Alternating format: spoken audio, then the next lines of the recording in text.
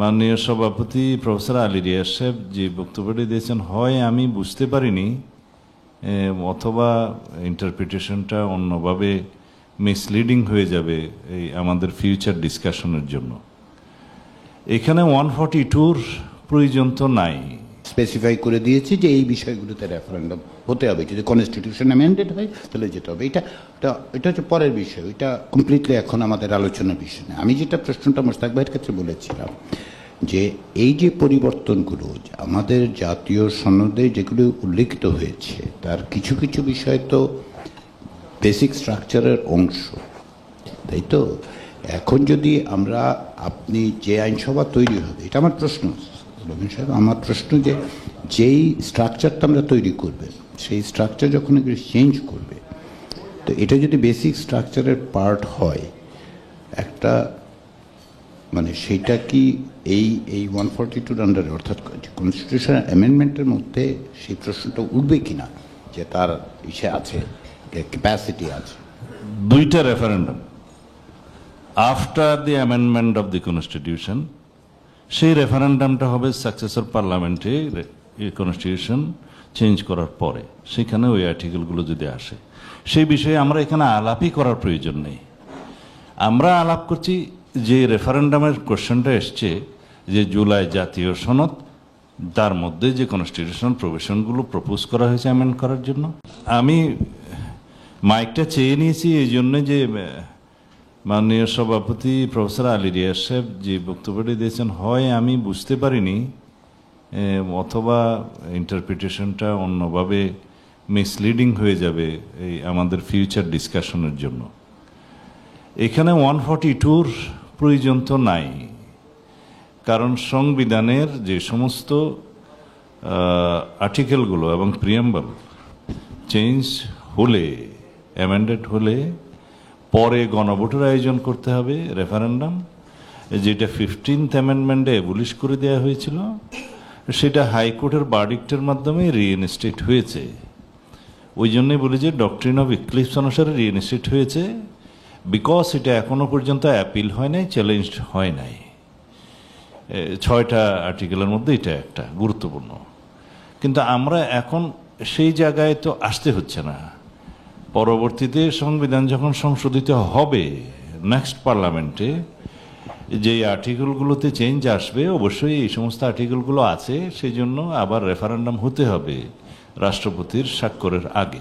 সেই প্রশ্নটা তখন আসবে। এখন যেই গণভোটের কথাটা বলা হচ্ছে, সেই জন্য সংবিধানকে স্পর্শ করতে হবে না, কারণ এই কনসেনসাস যদি হয় এই যে জুলাই জাতীয় সনদ বাস্তবায়নের জন্য জনগণ পক্ষে না বিপক্ষে, হ্যাঁ অথবা না, এই সনদটা যদি অঙ্গীকারনামা সহ সবাই স্বাক্ষর করে উইথ নোট অফ ডিসেন্ট যেভাবে দিয়েছে, সেটা যদি গণমাধ্যমে প্রকাশিত হয়, ইলেকশন কমিশন প্রকাশ করে, ওয়েবসাইটে আছে, সরকার প্রকাশ করে, নির্বাচনী ইশতেহারে সব দলগুলো দেয়, তখন সেই বিষয়ে গণভোটের কথা বলা হচ্ছে। এখানে দুইটা বিষয়, একটা হচ্ছে গণভোটটা কি আগে হবে নাকি গণভোটটা simultaneously at the same date parliament ইলেকশনের সময় হবে। তাদের উভয়ের দুইজনের যে বক্তব্য আমি শুনেছি, যদি বুঝে থাকি, তাহলে তারা বলেছেন যে সাইমালটেনিয়াসলি গণভোটটা হতে পারে জনগণের ম্যান্ডেটটা নেওয়ার জন্য, যে এই জুলাই জাতীয় সনদের পক্ষে জনগণ আছে কিনা, including all the constitutional provisions যেগুলো টু বি অ্যামেন্ডেড, তো সেগুলো ওখানে কভার করবে। এবং জনগণের মতামতটা যখন আসবে পক্ষে, ধরে নিলাম, তখন সেটা একটা বৈধতা আসবে যে সেই সংসদ এবং সকল সংসদ সদস্যের উপরে সেটা বাধ্যতামূলক হবে সেটা বাস্তবায়ন করার জন্য। ইভেন দেন যখন সংবিধান সংশোধিত হবে, যেহেতু 142 কার্যকর হয়েছে, রিইনস্টেট হয়েছে, সেই মতে আবার পরবর্তীতে একটা রেফারেন্ডাম হবে। এখন আমরা সেই জায়গাতেও যাচ্ছি না, সেটা পরের ব্যাপার। আগের জায়গাটাতে যদি আপনারা মনে করেন যে গণভোট হতে পারে, সেই গণভোটের জন্য শুধুমাত্র আরপিওতে একটা সংযোজন করতে হবে। সেই সংযোজনটা মানে আমি আমার ক্ষুদ্র জ্ঞানে যেটা মনে করি যে অর্ডিন্যান্স ধারের মাধ্যমে এভাবে হবে যে আরপিওতে আমরা একটা ধারা সংশোধন করলাম যে সরকার গেজেট নোটিফিকেশনের মাধ্যমে যেটা যেই দিন নির্ধারণ করবে জাতীয় সংসদের দিনে অথবা অন্য কোনো দিনে, সেই হিসাবে ইলেকশন কমিশন কোনো জাতীয় প্রশ্নে রেফারেন্ডামের আয়োজন করতে পারবে। সেটা তাকে ওখানেই আইনের মধ্য দিয়ে, অর্ডিন্যান্সের মধ্য দিয়ে সেই এখতিয়ারটা দেয়া যায়। সেজন্য কোনো সংবিধানে চেঞ্জ আসতে হবে না, বিকজ আমরা সংবিধান চেঞ্জ করে ফেলি নাই। যখন সংবিধান চেঞ্জ করে ফেলবে, ওই আর্টিকেল এবং প্রিএম্বল সহ যখন চেঞ্জ আসবে, তখন অ্যাকর্ডিং টু কনস্টিটিউশন পরবর্তীতে আর একটা রেফারেন্ডাম হবে। তখন আমরা আগের রেফারেন্ডামের কথা বলছি। যদি আমি ভুল বলে থাকি আপনি একটু শুদ্ধ করে দেবেন। Thank you. না না, অবশ্যই ভুল বলেননি। আমার বক্তব্যটা ছিল হচ্ছে পরের রেফারেন্ডাম নিয়ে কিন্তু প্রশ্ন উঠছে না, ওইটা তো গিভেন। ওইটা আপনি যে কোনো, এবং সেগুলি যেহেতু আমরা সকলে এখানে কিন্তু এগ্রিও করেছি যে আসলে রেফারেন্ডাম কী কী বিষয় হবে সেটাও আমরা বলেছি, স্পেসিফাই করে দিয়েছি যে এই বিষয়গুলোতে রেফারেন্ডাম হতে হবে। যদি কনস্টিটিউশন অ্যামেন্ডেড হয় তাহলে যেতে হবে। এটা হচ্ছে পরের বিষয়, ওইটা কমপ্লিটলি এখন আমাদের আলোচনার বিষয় না। আমি যেটা প্রশ্নটা মোশতাক ভাইয়ের ক্ষেত্রে বলেছিলাম যে এই যে পরিবর্তনগুলো আমাদের জাতীয় সনদে যেগুলো উল্লেখিত হয়েছে, তার কিছু কিছু বিষয় তো বেসিক স্ট্রাকচারের অংশ, তাই তো? এখন যদি আপনি যে আইনসভা তৈরি হবে, এটা আমার প্রশ্ন রবীন্দ্র সাহেব, আমার প্রশ্ন যে যেই স্ট্রাকচারটা আমরা তৈরি করবে, সেই স্ট্রাকচার যখন এগুলো চেঞ্জ করবে, তো এটা যদি বেসিক স্ট্রাকচারের পার্ট হয়, একটা মানে সেইটা কি এই 142 আন্ডারে, অর্থাৎ কনস্টিটিউশন অ্যামেন্ডমেন্টের মধ্যে সেই প্রশ্নটা উঠবে কিনা যে তার ইসে আছে, ক্যাপাসিটি আছে? দুইটা referendum after the amendment of the constitution, সেই রেফারেন্ডামটা হবে সাকসেসর পার্লামেন্টে কনস্টিটিউশন চেঞ্জ করার পরে। সেখানে ওই আর্টিকেলগুলো যদি আসে, সেই বিষয়ে আমরা এখানে আলাপই করার প্রয়োজন নেই।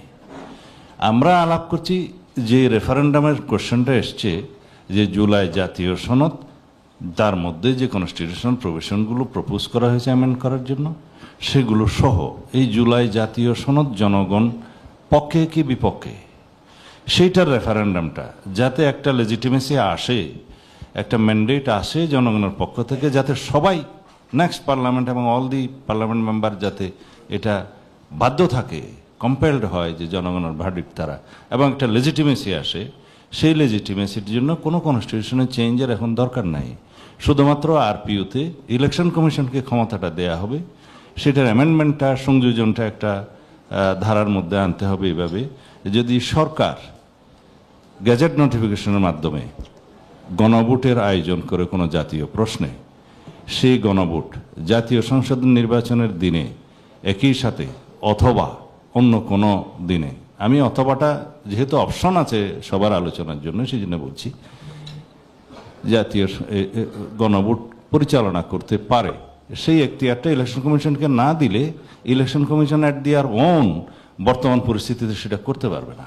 এই কথাটা বলছি, যদি সেইখানে আপনারা এগ্রিড হন, শুধু এইটুকু পরিবর্তন করতে হবে। এবং সেইখানে কনস্টিটিউশন অ্যামেন্ডমেন্টের যে প্রস্তাবগুলো আছে গণভোটের, সেই জাতীয় জুলাই সনদের মধ্যে সেগুলো তো থাকবে। ততক্ষণ পর্যন্ত সেটা কনস্টিটিউশন টাচ করতে হবে না যতক্ষণ আমরা চেঞ্জ করে ফেলিনি। It is a proposal only. সেই প্রপোজালের পক্ষে এবং বিপক্ষে থাকা আইন পরিবর্তনের মধ্য দিয়ে এটা সম্ভব। শুধু একটা অ্যামেন্ডমেন্ট দরকার আরপিওতে। Thank you.